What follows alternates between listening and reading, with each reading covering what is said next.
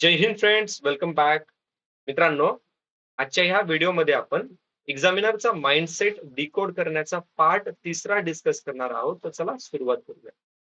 या आधीच्या दोन्ही पार्ट मध्ये आपण बघितलेलं होतं की 100 प्रश्नापैकी काही प्रश्न हे फक्त आणि फक्त अभ्यासाने सॉल्व्ह होतात. तर काही प्रश्नामध्ये आपल्याला लॉजिक, इलिमिनेशन किंवा कॉमन ऑब्झर्वेशनचा वापर करून आन्सर पर्यंत पोहोचायचं असतं. आणि काही प्रश्न असे असतात ज्यांना स्किप करणं हे बेस्ट ऑप्शन आहे. आता ज्यावेळेस आपण प्रश्न बघतो, प्रश्न बघितल्या बघितल्या आपल्याला काय करायचं? पहिल्यांदा आपल्याला आपला अभ्यास अप्लाय करायचा आहे. जर तुम्ही वाचलेलं असेल आणि तुम्हाला आठवलं, तर तुम्हाला त्या अकॉर्डिंगली आन्सरला टिक करायचं. तुम्ही वाचलेलं आहे किंवा वाचलेलं नसेल तुम्ही किंवा तुम्हाला आठवलं नाही, तर तुम्हाला त्यावेळेस काय करायचं? तुम्हाला लॉजिक वापरायचं आहे, इलिमिनेशन वापरायचं आहे. आणि जर लॉजिक आणि इलिमिनेशन वापरून पण आन्सर पर्यंत तुम्ही पोहोचला नाही, तर मग काय करणार? मग तुम्हाला ते आन्सर प्रश्न स्किप करायचा. आता लक्षात घ्या, खूप साऱ्या विद्यार्थ्यांचं ना कन्फ्युजन एक होतं, की सर लॉजिक आणि इलिमिनेशन म्हणजे तुक्का मारणं का? नाही. लॉजिक आणि इलिमिनेशन म्हणजे तुक्का मारणं हे बिलकुल नाहीये. लॉजिक आणि इलिमिनेशनसाठी तुम्हाला त्या सब्जेक्टचं बेसिक नॉलेज असणं आवश्यक आहे आणि तुम्ही पी-वाय-क्यू वाचलेले पाहिजे. त्याच वेळेस तुम्ही प्रॉपरली लॉजिक आणि इलिमिनेशन मेथडचा वापर करू शकता. तर चला सुरुवात करूयात. आता कंबाईन 2021 सेट ए प्रश्न क्रमांक 68. राउरकेला, भिलाई, दुर्गापूर येथे सार्वजनिक क्षेत्रातील 3 मोठे स्टील प्रकल्प कोणत्या पंचवार्षिक योजनेदरम्यान उभारण्यात आले? जर तुम्ही पी-वाय-क्यू वाचलेले असतील, तुम्हाला लक्षात आलं असेल की हर वर्षी पंचवार्षिक योजनेवरती प्रश्न विचारला जातो. म्हणजे काय झालं? पंचवार्षिक योजना हा तुमच्या अभ्यासातला भाग आहे. तुम्हाला पूर्ण पंचवार्षिक योजनाबद्दल माहिती असणं आवश्यक आहे. इथं कोणत्याच प्रकारचं लॉजिक लागत नाही. उत्तर आहे ऑप्शन नंबर 2. ठीक आहे. आता कंबाईन 2022 प्रश्न क्रमांक 82 सेट आहे ए. सायन्सचा हा प्रश्न आहे. ज्या झाडाची बी उघडी असते, ती झाडे कोणत्या गटात मोडतात? जर पी-वाय-क्यू वाचलेली असते, ठीक आहे. मी परत एकदा पी-वाय-क्यूचा रेफरन्स देतोय. जर तुम्ही पी-वाय-क्यू वाचलेले असतील, तर तुम्हाला लक्षात आलं असेल की एक्झामिनर ह्या टॉपिक वरती हर वर्षी प्रश्न विचारतो. कधी तो अँजिओस्पर्म वरती, कधी ट्रॅचिओफायटा वरती, तर कधी क्रिप्टोगॅमा वरती प्रश्न विचारतो. याचं उत्तर आहे ऑप्शन नंबर 2. म्हणजे या प्रश्नामध्ये काही लॉजिक लागत नाही. तुम्हाला या प्रश्नाला आन्सर देण्यासाठी पूर्ण तुमचा अभ्यासच अप्लाय करावा लागणार आहे. ठीक आहे. पुढचा प्रश्न बघूयात. आता कंबाईन 2022 सेट ए प्रश्न क्रमांक 74. खालीलपैकी कोणता प्राणी सर्वात आदिम पृष्ठवंशी प्राण्यांच्या गट अन्यस्थाशी संबंधित आहे? पहिल्यांदा काय करायचा? स्टडी अप्लाय करायचा. जर तुम्ही वाचलेलं असेल तर वेल अँड गुड, आन्सर टिक करायचं आणि पुढे जायचं. जर तुम्ही वाचलेलं आहे, वाचलेलं नसेल किंवा तुम्ही वाचलेलं असून तुमच्या लक्षात नाहीये आणि लॉजिक पण इथं काही लागत नाही, कारण की मी तुम्हाला म्हटलं होतं की ब्रॅकेटमध्ये असेल तर एक्स्ट्रा इन्फॉर्मेशन आहे, पण इथं ब्रॅकेट आहे, इथं ब्रॅकेट आहे, इथं पण ब्रॅकेट आहे आणि अशी कोणती हिंट पण दिसत नाहीये. मग अशा जागेवर आपल्याला काय करायचं? तर अशा जागेवरती स्किप करणं हे बेस्ट ऑप्शन आहे. याचं उत्तर ऑप्शन 3 असलं तरी असले प्रश्न आपण स्किप करणं बेस्ट ऑप्शन किंवा बेस्ट स्ट्रॅटेजी ठेवू शकतो. आता प्रश्न क्रमांक 18 कंबाईन 2021 सेट ए इतिहासाचा प्रश्न आहे. कॉमन ऑब्झर्वेशन ना आपण कसं आन्सर पर्यंत पोहोचू शकतो? आता इथं बघूयात. वसाहतवादा वसाहतवादाचे भारतीयांच्या जीवनात झालेल्या परिणामासंबंधी खालील विचार किंवा विधान कोणी मांडले?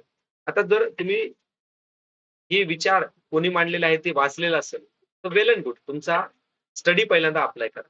ठीक आहे. जर स्टडी फेल झाला किंवा तुम्हाला आठवलं नाही, तर कसं लॉजिक लावायचं मी तुम्हाला सांगतो आता. पहिलं विधान काय आहे? हिंदुस्थानची लक्ष्मी दर्यापार जाऊ लागली. आर्थिक निसारणामुळे जगातील सर्वात समृद्ध भारत देशास दारिद्र्य बनलेले आहे. दारिद्र्य बनलेले आहे म्हणजे पुअर झालेला आहे भारत. भारताचे आर्थिक शोषण हे खंडणीसारखे आहे. आणि स्टेटमेंट बघा. हाती तलवार धरून आपल्या व्यापाराची व्यवस्था लावण्याची वेळ आली आहे. आता मला सांगा, हे विधान कोणी म्हणलेलं असेल? लोकहितवादी गोपाळ हरी देशमुख यांनी म्हणलेलं आहे का? नाही. लोकहितवादी गोपाळ हरी देशमुख तर कोण होते? समाज सुधारक होते, व्यापारी वगैरे नव्हते. रमेशचंद्र दत्त पण व्यापारी नव्हते, समाज सुधारकच होते. आणि व्यापार कोण करायचा? ब्रिटिशर्स करायचे. कोणत्या ऑप्शन मध्ये आपल्याला ब्रिटिशरचं नाव आहे. तर option 3 is the correct answer. ठीक आहे. आता बघा, कंबाईन 2021 चा हा प्रश्न. कंबाईन 2022 ला पण एक्झामिनरनं त्याच धर्तीवर आधारित प्रश्न विचारलेला आहे, इतिहासाचाच. प्रश्न क्रमांक 38 सेट ए आहे. तुम्ही प्रश्न चेक करू शकता. सांप्रदायिकतेच्या वाढीसाठी कारणीभूत ठरलेले कारणीभूत ठरलेले खाली दिलेले विधान कोणाची आहे? बघा, पहिलं परत मी एकदा सांगतो. तुम्ही वाचलेलं असेल, तुमचा अभ्यास पहिले अप्लाय करा. नसेल तर लॉजिक वापरा. पहिलं विधान काय आहे? हिंदू आणि मुस्लिम हे दोन्ही राष्ट्रे असून ती विरोधी राष्ट्रे आहेत. विधान दुसरं आहे, फोडा आणि झोडा हे धोरण हिंदुस्थानात अंमलात आणले पाहिजे आणि मुस्लिमांना हिंदुस्थानापासून अलग केले पाहिजे. महात्मा गांधीजींची सविनय कायदेभंगाची चळवळ भारताच्या पूर्ण स्वातंत्र्याकरिता नाही, परंतु भारतीय मुसलमानांना हिंदू महासभेच्या वर्चस्वाखाली आणण्यासाठी आहे. भारताला मातृभूमी मानणाऱ्यांचा भारत देश आहे. आता 4 स्टेटमेंट वाचल्यानंतर तुम्हाला काय लक्षात आलं? बरोबर, एक्झॅक्टली. बी स्टेटमेंट मध्ये काहीतरी वेगळंपणा वाटतो. कारण की बी स्टेटमेंट मध्ये काय म्हटलंय? फोडा आणि झोडा हे धोरण म्हणजे काय? The policy of divide and beat has to be adopted in India and Muslims should be keep away from Hindu. म्हणजे ब्रिटिशरांचं डिवाइड अँड ओके, डिवाइड वाली जी थेरी आहे ना, त्या थेरीला अनुसरून हे स्टेटमेंट नाही का? मग हे स्टेटमेंट कोणत्या भारतीयानं दिलेलं असेल का? नाही. कोणत्या भारतीयानं हे स्टेटमेंट दिलेलं नसेल. हे दिलेलं आहे एका ब्रिटिशराने. उत्तर आहे ऑप्शन नंबर 2. प्राचार्य ब्रेक या व्यक्तीने हे विधान दिलेलं आहे. उत्तर आहे ऑप्शन 2. ठीक आहे. आता कंबाईन 2021 चा प्रश्न बघूयात आपण. आता बघा, एका विद्यार्थ्याने मला प्रश्न विचारला होता कमेंटमध्ये, की सर पी-वाय-क्यूचं रिलेव्हन्स आता पहिल्या एवढं आहे का? मित्रांनो, पी-वाय-क्यूचं रिलेव्हन्स आता पण आहे आणि उद्या पण असणार आहे. कारण की एक्झामिनर बघा, 2025 चा पेपर सेट करणारा जो एक्झामिनर आहे, ठीक आहे? त्यानेच पेपर सेट केला. 2026 ला तोच एक्झामिनर पेपर सेट करत नाही. कोणीतरी दुसरं येणार आहे. मग तो दुसरा येणारा व्यक्ती एक्झामिनर त्याला पेपर सेट करायचा आहे. तो कोणाचा रेफरन्स घेणार? कोणत्या कोचिंग इन्स्टिट्यूटचा रेफरन्स घेईल का? नाही. तो काय करणार? पी-वाय-क्यूचाच रेफरन्स घेणार. काय करेल तो? काही वेळेस प्रश्न सोपे बनवल, काही वेळेस तो प्रश्न डेप्थमध्ये बनवल किंवा प्रश्नाचं स्वरूप चेंज करेल. आता प्रश्नाचं स्वरूपच यामध्ये पण चेंज केलेलं आहे. कंबाईन 2021 मध्ये प्रश्न विचारलेला होता, राज्यांच्या महाधिवक्ता संबंधी कोणतं विधान बरोबर आहे? असे 3 विधान दिलेले आहे, 4 विधान दिलेलं आहे आणि बरोबर विचारलं होतं. त्याचं उत्तर आहे ऑप्शन नंबर 4. कंबाईन 2025 मध्ये एक्झामिनरनं काय केलेलं आहे? महाधिवक्त्यावरतीच प्रश्न विचारलाय. इथं पण महाधिवक्ता, इथं पण महाधिवक्ता. इथं त्याने काय केलंय? करंट अफेअरला इन्सर्ट केलेलं आहे. Current affair plus static part या दोघांना मिक्स करून प्रश्न विचारलाय. त्याचं उत्तर ऑप्शन 4च आहे. ठीक आहे. आता प्रश्न क्रमांक 27 हा आहे कंबाईन 2021 चा. आता पी-वाय-क्यू रिलेव्हन्स बघा. 112 आणि 280 हर वर्षी हर वर्षी प्रश्न आपल्याला पाहायला मिळतात. 112 म्हणजे काय? बजेट. पण बजेट हा शब्द भारताच्या कॉन्स्टिट्यूशन मध्ये मेन्शन केलेला आहे का? नाही. काय केलेला आहे? अॅन्युअल फायनान्स स्टेटमेंट, वार्षिक वित्तीय माहिती. म्हणजे ए चा ऑप्शन काय? पण ए चा ऑप्शन कुठे आहे? 2 आणि 3 मध्ये आहे. 50-50 पर्यंत आपण पोहोचतो. 280 काय आहे? Finance commission. Option 2 is the correct.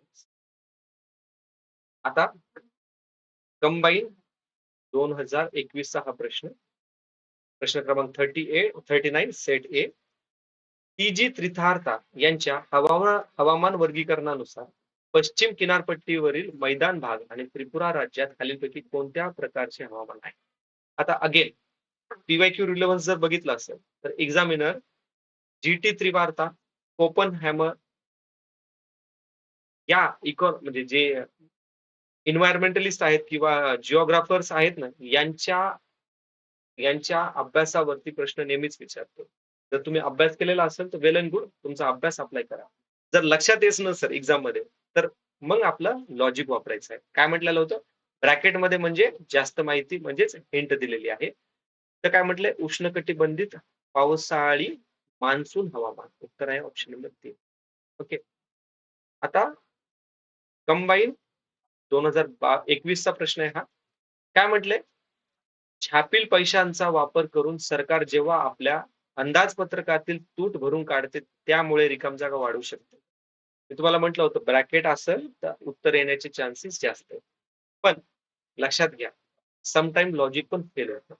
Bracket म्हणजे एक्स्ट्रा इन्फॉर्मेशन बरोबर आहे. ठीक आहे. तर हा पण प्रश्न तुम्हाला पहिले तुमचा अभ्यास अप्लाय करायचा आहे, नंतरच तुम्हाला लॉजिक लावायचं आहे. ठीक आहे. उत्तर आहे ऑप्शन नंबर 2. सांगायचं एकच आहे, की बघा लॉजिक 10 पैकी 7 ते 8 वेळेस ॲप्लिकेबल होतात. बरोबर आन्सर देतात. पण 2 ते 3 वेळेस लॉजिक पण फेल होतं. ठीक आहे.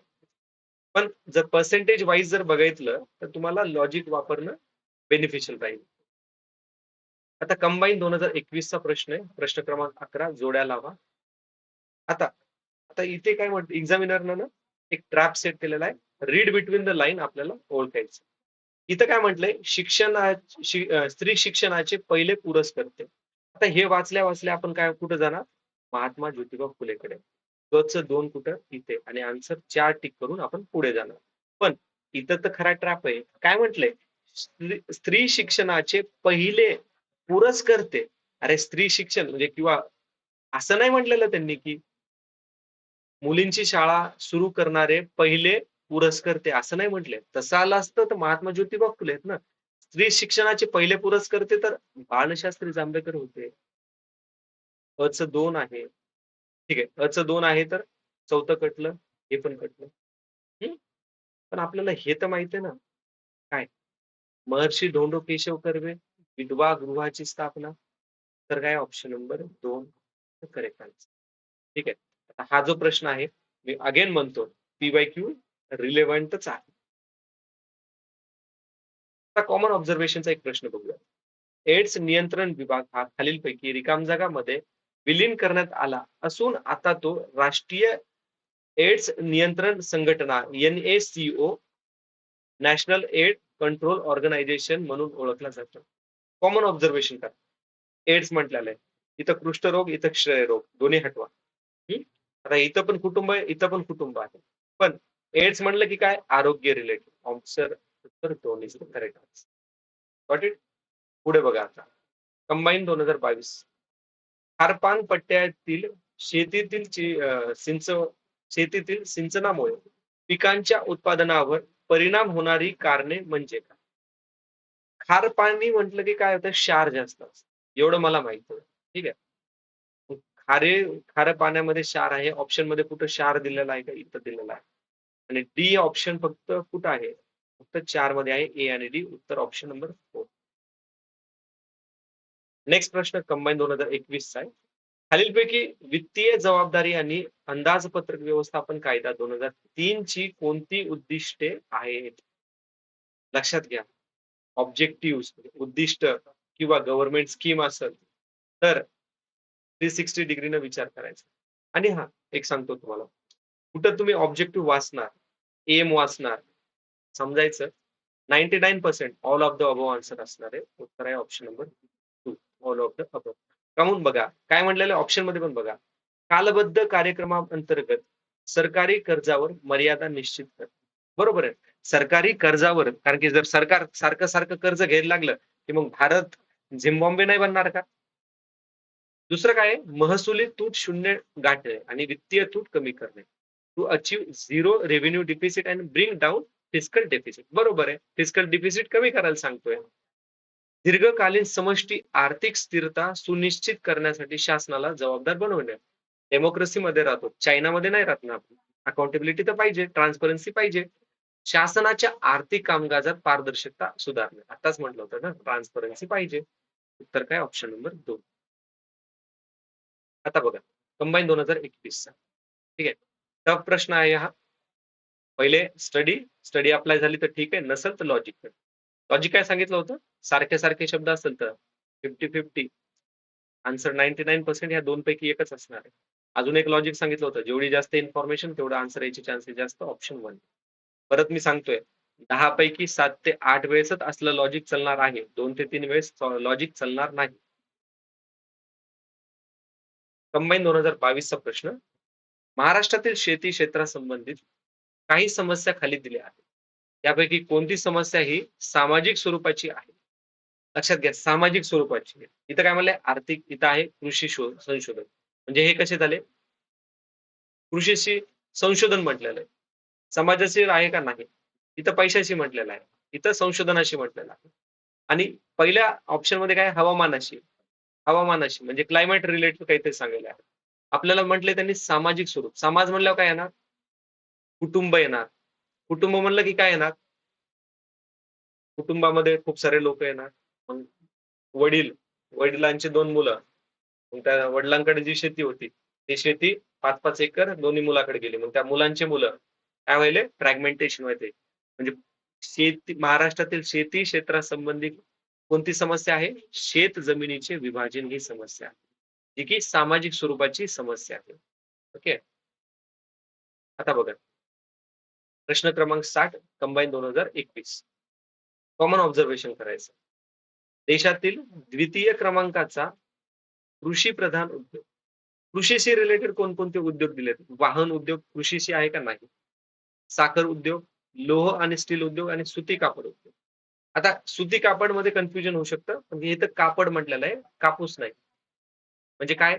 3 याचं करेक्ट पेअर असणार आहे. 3 जागेवर आहे. ऑप्शन पहिलं गेलं. देशातील सर्वात जुना व संघटित क्षेत्रातील उद्योग. जुना व संघटित क्षेत्र. सगळ्यात जुना कोणता आहे? सुती कापड, टेक्सटाईल. मग बीचं एक सोबत पेअर लावा. ठीक आहे. तर एक कुठे-कुठे आहे? एकाच जागेवरती आहे. Answer option number 3. नवीन तंत्रज्ञानाचा वापर आपले व्हेइकल्स, ऑटोमोबाईल इंडस्ट्री. त्यानंतरचा प्रश्न, भारतात 1980 ते 85 या काळात लहान जमीन धारकता होण्याची खालीलपैकी कोणती कारणे आहेत? आता परत मी तुम्हाला सांगतो. कंबाईन 2022 मध्ये प्रश्न काय विचारला होता? महाराष्ट्रातील शेती क्षेत्रासंबंधी काही समस्या खाली दिल्या आहेत. तर ह्या समस्यापैकी सामाजिक स्वरूपाची समस्या काय? आणि मी काय म्हटलं होतं सामाजिक म्हणजे वडील, वडिलांचे पोरं, पोरांचे पोरं, जमीन 10 एकरची 5, 5 पासून 2.5, 2.5 पासून 1.25 टू 1.25 अशी झाली. म्हणजे फ्रॅगमेंट होत गेली. इथं काय म्हटलंय 1980 ते 85 काळात लहान जमीन धारकता होण्याची काय कारणं होती? वारसा कायदा. वारसा कायदा म्हणजे काय? म्हणजे बघा हे पप्पाची पप्पाकडे आहे 10 एकर शेती. आणि पप्पाचे 2 पोरं. ठीक आहे. इथे 1 पोरगं आणि हे 1 पोरगं. याला 5, याला 5. या 2 पोर ह्या मुलाची 2 मुलं. याला 2.5 गेली, याला 2.5 गेली. याचे 2 पोरं. याला 2.5 गेली, याला पण 2.5. तसंच परत यांच्या मुलांना फ्रॅगमेंटेशन झालं. यांच्या मुलामध्ये फ्रॅगमेंटेशन झालं. म्हणजे वेगाने वाढणाऱ्या लोकसंख्येमुळे काय झाली? जमीन धारकता कमी झाली. आता जर फादरनं 10 एकर शेत आहे. ओके. आणि शेती करण्यासाठी त्याला पैसा पाहिजे. कर्ज घेतलं. मग कर्जासाठी गिरवी काय ठेवणार? 1 एकर जमीन गिरवी ठेवली. ठीक आहे. मग 9 एकर झाली. मग अजून कर्ज घेतलं. 8 एकर झाली. ते काय ग्रामीण कर्जबाजारीमुळे पण काय व्हायली जमीन धारकता लहान होत चालली आहे. A, B, C is the correct answer. आता डी का नाहीये?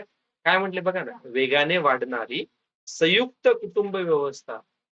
अरे जॉइंट फॅमिलीमध्ये मग जॉइंट काम करते ना. आता प्रश्न क्रमांक 78 आता बघा सायन्सचा हा प्रश्न. पहिले अभ्यास अप्लाय करा. अभ्यास अप्लाय झाला तर वेल एंड गुड. नसेल तर लॉजिक आहे एक, त्याला अप्लाय करा. काय म्हणलंय? ॲरेलियाच्या लार्वल स्टेजचा खालीलपैकी योग्य क्रम कोणता? तुम्हाला म्हटलं होतं सिक्वेन्स तपासा. इथं लाईव्हला आहे, इथं लाईव्हला आहे. दोन तिसरा आणि चौथ्याला काढून टाका. इथं एलिफा आहे, इथं एलिफा आहे. इथं सायप्रिया, इथं सायप्रिया. ओके. तर काय आहे ऑप्शन नंबर इथं बघा 3 वेळेस कॉमन आहेत. Option 1 is the correct answer. आता बघा कंबाईन 2021 चा प्रश्न आहे आणि प्रश्न क्रमांक दुसरा आहे. प्रश्न एवढा मोठा आहे. हा प्रश्न बघितल्या टेन्शन येतं. हं. आणि एक्झामिनरनं पण कसा खेळलाय आपल्यासोबत बघा. दुसऱ्या नंबरला हा प्रश्न टाकलेला आहे. 2 नंबरलाच म्हणजे बाकीच्या 98 प्रश्नामध्ये एक्झामिनरचा पेपर आपल्या स्टुडंटचा कॉन्फिडन्स कमी व्हावा म्हणून. असा प्रश्न दिसला, की डायरेक्ट स्किप करायचा आणि शेवटी सॉल्व्ह करायचा. ठीक आहे. शेवटी सॉल्व्ह पण कसा करायचा बघा. नंबरमध्ये ट्रॅप असतो आणि पोस्टमध्ये ट्रॅप असतो. ही गोष्ट लक्षात घ्या. आता एवढा मोठा प्रश्न आहे. यांनी काय म्हटलंय बघा, अविधानामध्ये ग्राम विकास समितीतील सदस्यांची एकूण संख्या 7 पेक्षा कमी नसेल आणि 17 पेक्षा जास्त नसेल. 7 आणि 17 म्हटलं. अरे 12 आणि 24 पकटलं, आन्सर पर्यंत पोहोचला. बरं ठीक आहे चला. अजून एक लॉजिक सांगतो. ड बघा ड. ड हे विधान. उपसरपंच हा तिचा पदसिद्ध अध्यक्ष असतो. अरे सरपंच हा तिचा पदसिद्ध अध्यक्ष असतो. मी याच्या आधी तुम्हाला म्हटलं होतं ना, राष्ट्रपतीच्या जागी उपराष्ट्रपती, उपराष्ट्रपती जागी राष्ट्रपती किंवा राष्ट्रपतीच्या जागी गव्हर्नर, गव्हर्नरच्या जागेवर राष्ट्रपती, एक्झामिनर असे ट्रॅक सेट करतो. सरपंचच्या जागेवर उपसरपंच, उपसरपंचच्या जागेवर सरपंच असं टाकत असतो तो. डी हे स्टेटमेंट पण चुकीचं आहे. Answer option 2 is the correct answer. ठीक आहे. तर आय होप मित्रांनो, हे काही लॉजिक होते, ते तुम्हाला एक्झाममध्ये हेल्प करतील. काही डाऊट असतील तर मला प्लीज कमेंट बॉक्समध्ये मेन्शन करा किंवा माझ्या साईडनं काही इम्प्रूव्हमेंट पाहिजे असेल तर मला कमेंटमध्ये किंवा डीएम करून कळवू शकतात. सो थँक्स फॉर वॉचिंग आणि best of luck for your examination.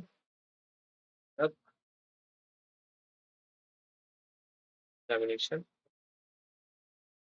Okay.